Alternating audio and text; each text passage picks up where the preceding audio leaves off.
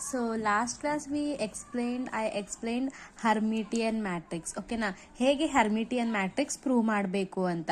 A equals to A star. ಇಲ್ಲಿ A ಏನು ಬರುತ್ತೆ, ನಾವು ಯಾವಾಗ A ಸ್ಟಾರ್ ಮಾಡ್ತೀವಿ ಅಲ್ವಾ, ಆವಾಗ ಇದು ಮತ್ತೆ ಇದು ವ್ಯಾಲ್ಯೂ ಏನಾಗಬೇಕು, ಸೇಮ್ ಆಗಬೇಕು.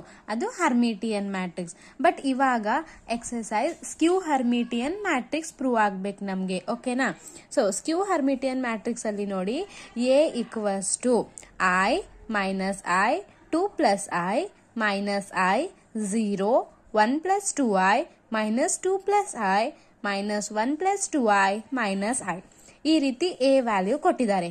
ಫಸ್ಟ್ ಏನು ಮಾಡಬೇಕು, A ಬಾರ್ ಮಾಡಬೇಕು. A ಬಾರ್ ಅಂದಾಗ ಎಲ್ಲಿ I ವ್ಯಾಲ್ಯೂ, ಓಕೆನಾ, ಇಮ್ಯಾಜಿನರಿ ವ್ಯಾಲ್ಯೂ ಎಲ್ಲೆಲ್ಲಿ ಇದೆ ಅಲ್ಲಿ ಸೈನ್ ಚೇಂಜ್ ಮಾಡಬೇಕು. ಪ್ಲಸ್ ಇದ್ರೆ ಮೈನಸ್ಸು, ಓಕೆನಾ, ಮೈನಸ್ I ಇದೆ, so plus I. 2 plus I, 2 constant